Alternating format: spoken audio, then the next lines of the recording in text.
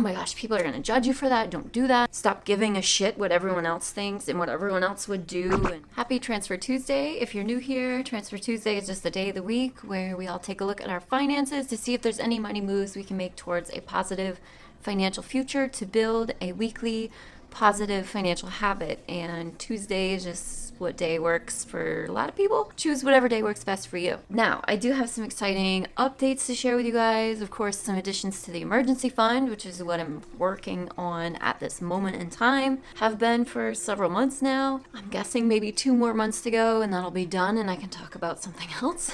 But before we get into today's money moves, I just want to take a quick second and say thank you guys for the incredible support on my last video. I thought for sure that someone saying that they were cashing out their pension to buy a house would be like, I posted that video ready and braced for animosity, I guess is really the only word I can think of, just because, man, typically if you say one financially controversial thing that you're going to do, people are all over it. So, which has been the case for me, and even sharing my story, mostly people are just shit on me a lot about student loans and how much debt I have, and I'm such an idiot for taking them out. So like I'm used to that kind of verbiage, but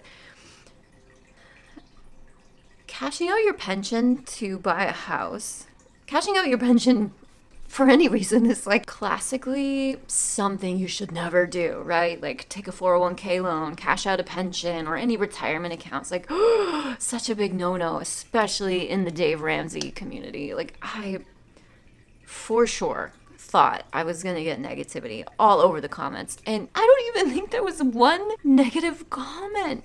Wow, you guys are amazing. And not only did most of you like, congratulations, that's awesome.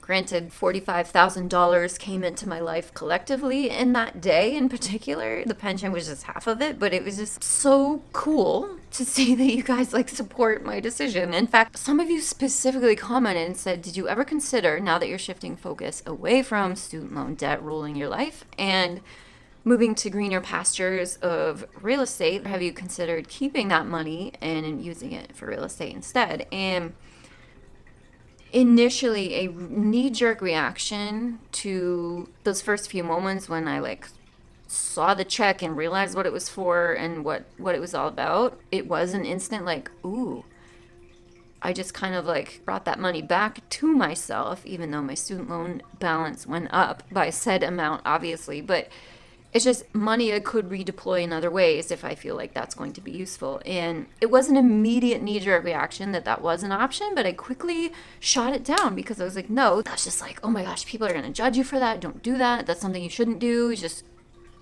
just a no-no. Like I had the instant thought, but then I immediately poo-pooed it. And it was so cool that you guys commented outlining, hey, have you thought about this? Clearly I'm still peeling back the layers of this onion of like, stop giving a shit what everyone else thinks and what everyone else would do and what everyone says you should do. That's their life and that's not yours. Do what feels right for you. So I'm still working on that. I'm not saying I am going to take that money and use it on a house. The student loans I'm talking about here. It just happened to be in the pension video. The pension I will be using for a house for sure, because I don't give a shit about when I'm 65. I give a shit when I'm 38. So I will be using the pension as a home down payment, an investment property down payment. The student loan refund, I'm not sure about yet. I still obviously will be paying this debt off, and the quicker it's done, the better that'll be, obviously, for my wallet, my mental health, whatever. But I need to continue to weigh that against the options of using that money to invest instead, since I personally have seen a strong rate of return on my first rental property that I bought, about 15%, without even factoring in the fact that it has doubled in price since I bought it. Obviously, I don't expect that kind of scenario with every property I'm going to buy, but the possibilities on the table, right?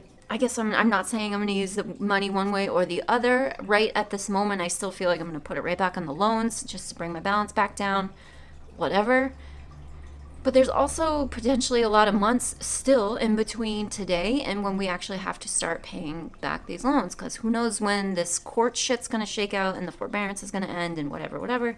All of that to say, thank you guys for being amazing and being supportive on that video and being able to think outside the box and helping me remember that I did think outside the box for a second and then shot myself down because of old money narratives that I'm still working on. Stay tuned for that video coming out later this week. You guys are amazing. That being said, let's get to this week's money moves. As I mentioned, we are working on the emergency fund until that sucker is full. She's getting close.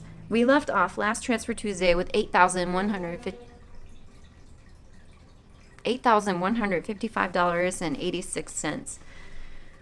I'm really regretting not rounding up on that last one, Mark. I am very sorry about that. I regretted it all week. So updates I have for you guys since then. Friday the 19th, I got a notification from PayPal that Mark had sent me another $50. Mark, you are amazing. Thank you so much.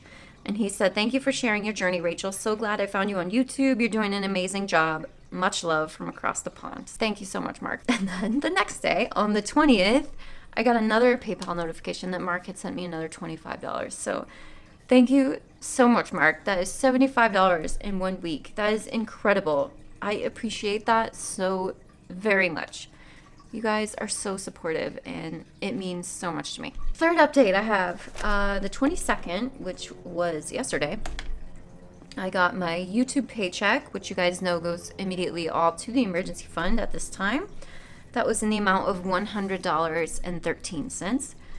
So, altogether, $175.13 move into the emergency fund. So that brings it up to $8,331.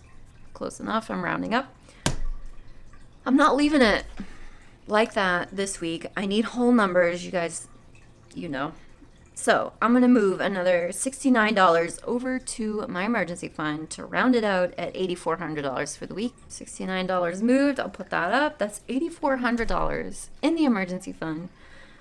$10,000 is the goal. So $1,600 more. Again, I think July, this should be wrapped up, which is so exciting. And then I can move on and focus on the next thing. Also, I don't know if anyone's been watching the comments, but Cecilia is keeping up with me neck for neck in this emergency fund goal. Not only do you keep motivating me and keep helping me along, but you are helping her too, since she's always trying to match every week. So, all right, Cecilia, $8,400. Let's do this. Thank you guys so much for watching. Like I said, I do have another video coming out later this week about old negative money narratives and that shit that I've been carrying around for too long. Maybe you have too. Maybe it'll be helpful. Stay tuned for that. If you guys missed this pension and student loan refund video I'm talking about, I'll link that right here for you guys. Thank you so much for watching, and I will see you in a couple days.